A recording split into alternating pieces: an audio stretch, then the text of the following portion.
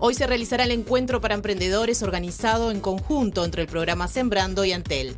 Será desde la hora 9 en el auditorio del Complejo Torre de las Telecomunicaciones.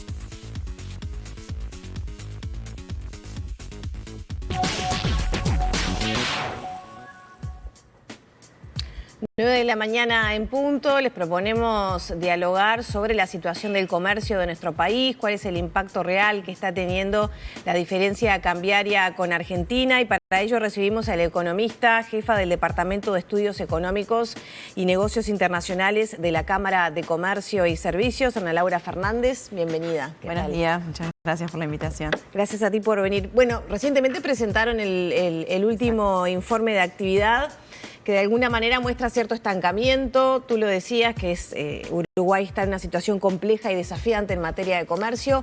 ¿Qué puntos clave da como resultado ese último estudio? A ver, como bien tú decías, este es un informe que corresponde al contexto de actividad del sector comercio y servicios del segundo trimestre del año.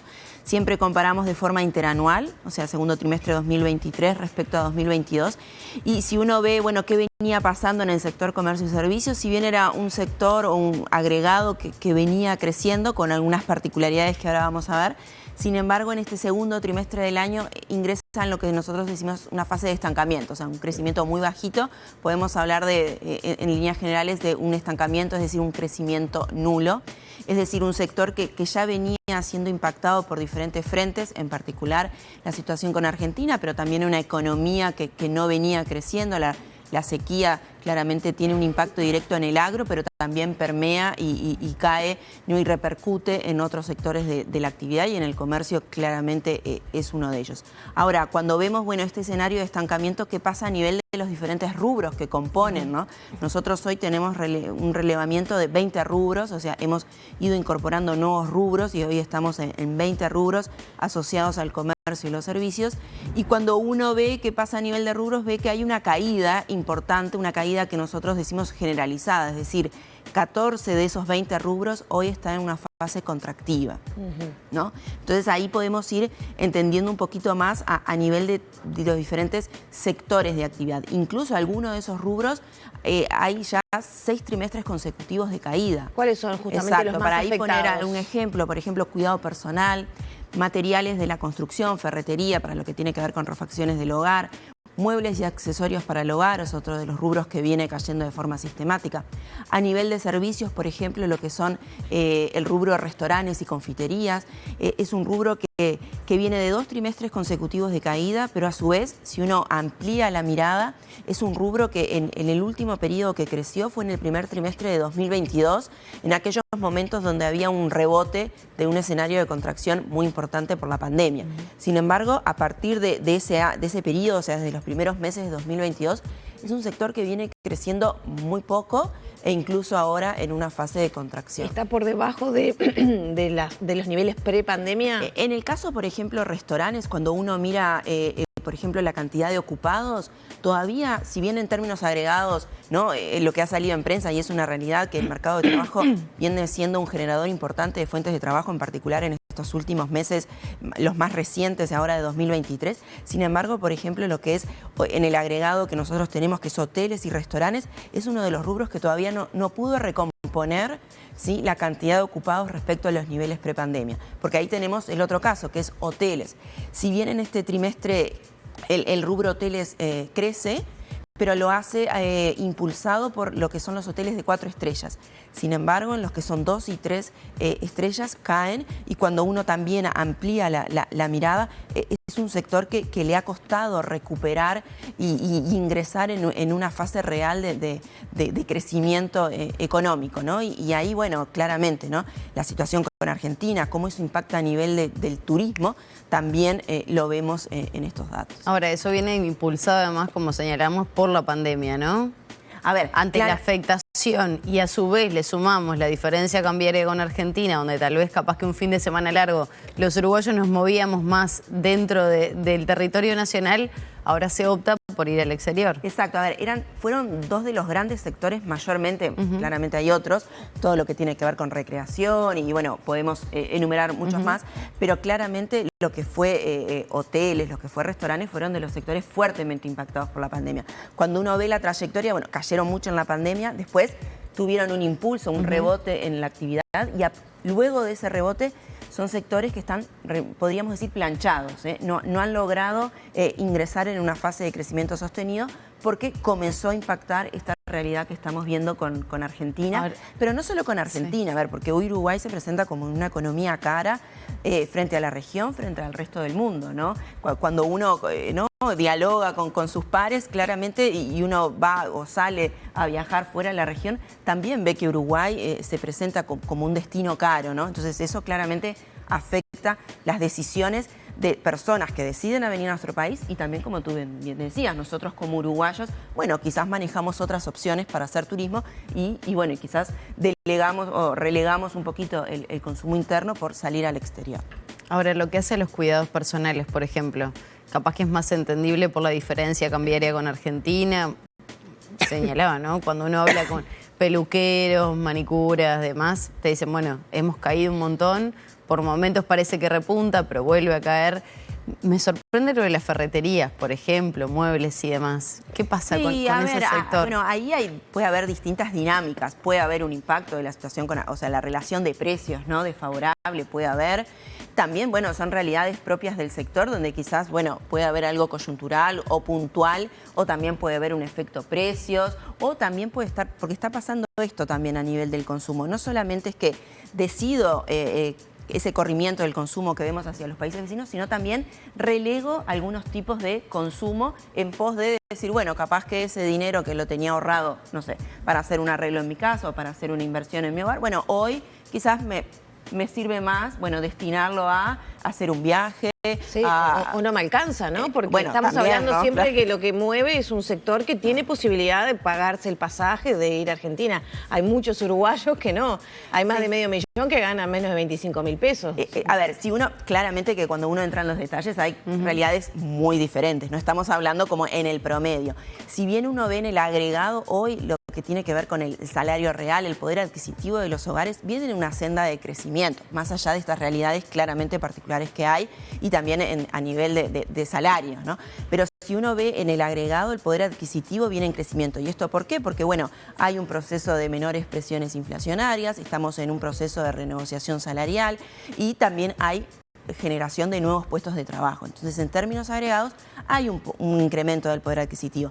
¿Qué estamos viendo con ese incremento del poder adquisitivo que se traslada al consumo privado? Bueno, que gran parte de ese consumo privado hoy se está corriendo hacia la región o fuera de la región, en particular en la región. Ustedes marcaban también que las empresas más afectadas, más allá de los rubros, sino de la naturaleza de las empresas, son las pequeñas y medianas, ¿no? Que también son las que tienen menos posibilidades de sobrellevar tiempos difíciles. Hay como dos conceptos. Por un lado, cuando hablamos por un lado de la desagregación de rubros, pero también tenemos desagregación por localización y también por tamaño de empresas. Ahí, como tú bien decías, las micro y las pequeñas son las que más sufren esta realidad, ¿no? Son las que están en una fase real de contracción. Las micro y las pequeñas, en este último informe, se agregan o se incorporan a este escenario de caída las medianas empresas. Por el contrario, las grandes mantienen una fase de crecimiento y a su vez las empresas localizadas en el interior, en particular en la zona litoral, en el noreste, en la costa, son las empresas que hoy están atravesando una fase de caída. Hay dos conceptos. Por un lado, las micro y las pequeñas empresas tienen una mayor participación en el interior del país. Entonces, bueno, hay como dos elementos que están jugando a que las micro y las pequeñas sean las mayormente impactadas y también las de la zona del litoral. Ahora, también el estudio lo señalaba a principio de este año, cuando se hacía una evaluación post fiestas, ¿no? Después de Reyes y todo eso, decía, las realidades del país son bien distintas dependiendo de los rubros. Por ejemplo, los supermercados, en algunos lugares se ha vendido más, pero en algunos puntos del centro del país, por ejemplo, caían. ¿Cómo es esa realidad del país siendo tan pequeños, no? Sí, ahí en el caso de supermercados, cuando uno, por ejemplo, ve el agregado, está creciendo en un torno de un 3%. Sin embargo, en el interior, como tú decías, la realidad es diferente, ¿no? En el interior están cayendo.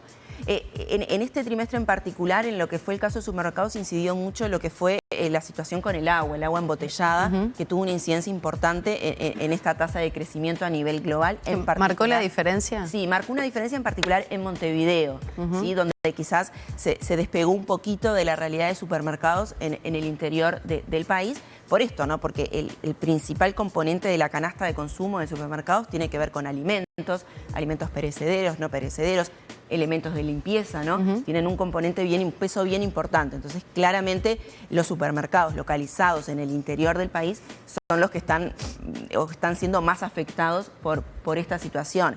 Y bueno, y también eso llega a la capital, ¿no? Porque también un efecto que incide, que también forma parte de esta realidad, tiene que ver con el contrabando, ¿no?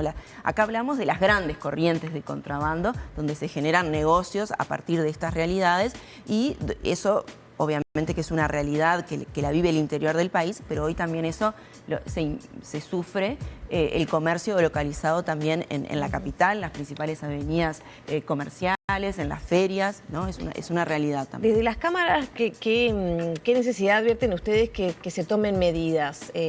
Por ahí siempre está el planteo de la microimportación, de tomar medidas específicas para el litoral, más de las que ya se tomaron, para mejorar la situación.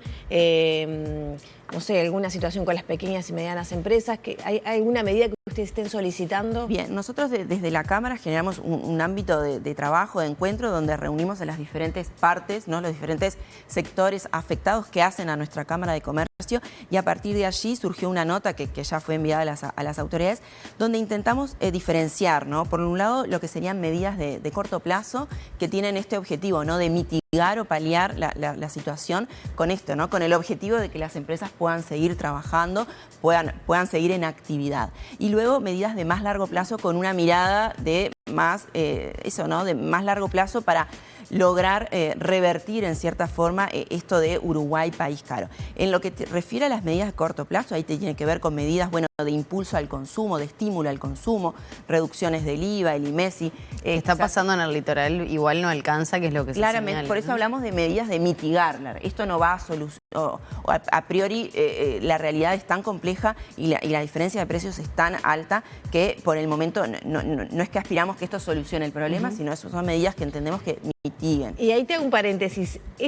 ¿Argentina es la explicación macro de la situación del comercio en Uruguay? Porque tengo la sensación de que es como la tentación, ¿no? Todo es culpa de que Argentina está barata y hay cuestiones que uno compra acá porque necesita resolver su vida. Por eso hablábamos, ¿no? Y no sé en porcentaje cuánto de la población es que tiene posibilidad de viajar más allá del litoral, ¿no? Digo, a nivel general. A ver, por eso, está claro que a nivel del comercio minorista en particular es una variable que está afectando y está afectando mucho. Pero como también decía al principio, o sea, la realidad económica nuestra como economía, hoy la proyección para este año es de un crecimiento del 1%. O sea, venimos en un escenario de crecimiento magro con un impacto muy fuerte de la sequía en el sector agro, las exportaciones están cayendo, China hoy está creciendo pero a menores niveles, los precios internacionales están no en el mejor escenario, sino en un proceso quizás de reversión. O sea, hay diferentes elementos que hacen que nuestra economía hoy esté creciendo a niveles bajos, ¿no? Con lo cual eso claramente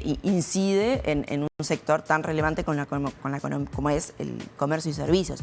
Pero sí está claro que en el comercio minorista y en algunos rubros en particular, la realidad con Argentina es un factor clave, por lo pronto cuando uno mira este año, ¿no? Lo que fue mediados 2022 y 2023.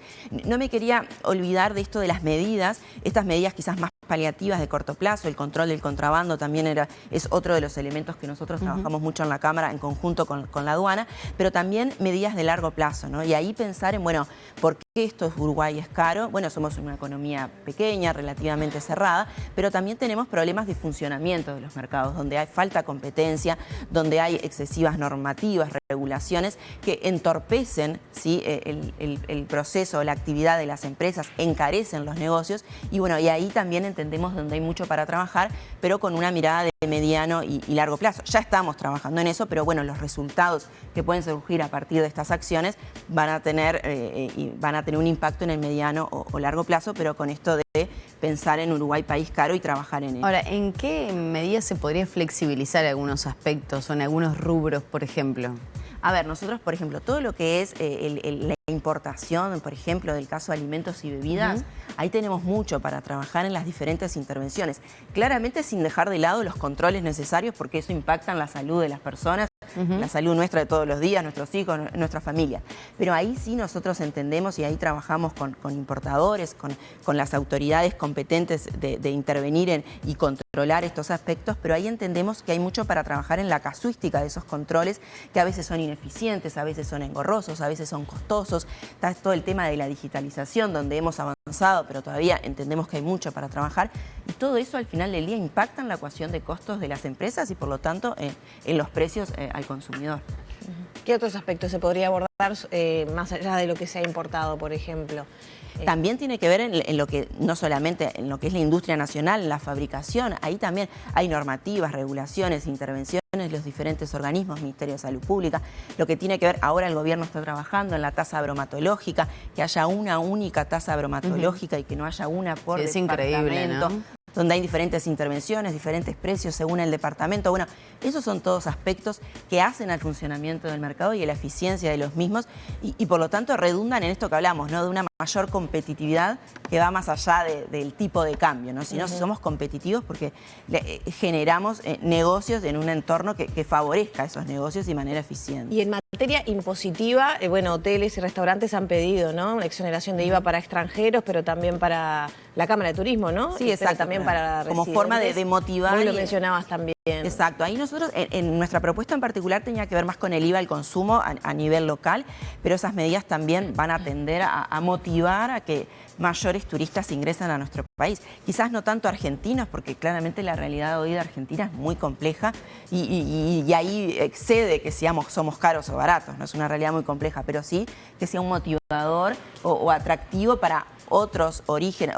Pero no afecta a las cuentas del Estado, por ejemplo, el no recaudar IVA, por ejemplo. Bueno, ahí es, por eso a veces nosotros cuando también del sector privado pedimos exoneraciones y menores impuestos, bueno, también ahí hay que ver la balanza, ¿no? Y ahí también las cuentas públicas, porque de nada sirve que esto al final del día redunde en... No, si después nos van a subir los impuestos por otro lado, hay que pagar otras medidas claro. para paliar. Bueno, por eso ahí también, ahí también es parte de las autoridades de mediar esos intereses y esas realidades y bueno, y ahí jugar con las diferentes necesidades que tenemos como Ahora, economía. Pienso, por ejemplo, en discursos que se hablan mucho, por ejemplo, desde la oposición, con ese derrame que no hubo de la economía, cuando al sector exportador le fue bien, pospandemia y demás, principalmente 2022. ¿Por qué no afecta lo bueno y sí afecta lo malo? Con esa línea de pensamiento, digamos. No, a ver, yo creo que a ambas situaciones, tanto cuando la economía va mejor, eso genera no solamente desde el punto de vista de ingresos, sino mayores fuentes de trabajo, y eso permea, y al final eso después también llegan las decisiones de consumo. Y por el contrario, cuando la economía va mal, cuando las actividades económicas están más complejas, eso redunda en la realidad económica de todos lados. O sea, no estoy muy de acuerdo en ese discurso de por un lado sí o por el otro no. Yo creo que acá todos somos partes de nuestra economía y en lo positivo claramente puede haber instrumentos, herramientas para que ese derrame quizás sea mayor o llegue a determinados sectores de la población que quizás hoy no está llegando tanto. Eso claramente puede haber mucho espacio allí para trabajar, pero claramente cuando la economía le va bien, eso redunda en un escenario mejor para todos, ¿no? Ya para ir cerrando, Fernanda, y un poco pensando en las proyecciones, así como ahora está sobre la mesa el tema de los frigoríficos y que no tenga demasiado porcentaje del mercado una sola empresa, ¿está pasando eso también al nivel del comercio minorista en nuestro país? Vos lo mencionabas, las empresas grandes son las que le ha ido mejor en este escenario y cada vez vemos que hay cadenas internacionales grandes, por ejemplo en vestimenta, etcétera. Eso está jugando, digamos, un cambio en el tablero que puede estar afectando a los pequeños y medianos comerciantes. No es una realidad de ahora, es una realidad que ya el sector comercio ya la viene enfrentando, donde, como tú bien decías, en algunos sectores vemos que hay una alta participación de empresas más importantes, quizás como puede ser, o de mayor tamaño, quizás como puede ser en el rubro indumentaria, en el tema de cuidado personal, farmacias también hay. Pero bueno, nosotros lo vemos como una realidad del mercado y donde ahí también hay posibilidades para que las micro y pequeñas empresas también puedan subirse a esta realidad. No lo vemos acá, entendemos que hay espacio para todos, no es que o las grandes o las chicas, sino que acá hay espacio para todos y también cuando uno, hay que también ver como las externalidades positivas, más allá de que podemos trabajar en algunos, sobre todo desde el punto de vista local, algunos impactos que puedan tener la localización de una nueva empresa más grande y demás, pero hay que ver que también esto motiva a un mejor comercio, ¿sí? Cuando viene un jugador quizás con un producto de mejor calidad, con la herramienta del e-commerce, ¿no? Bueno, eso también mueve al resto del comercio de que hay que subir a esas nuevas realidades, a esas nuevas demandas de un consumidor más ayornado, ¿no? Que demanda temas de comercio electrónico, pero también demanda temas de sostenibilidad, cuidado del medio ambiente. Entonces, bueno, creo que al final del día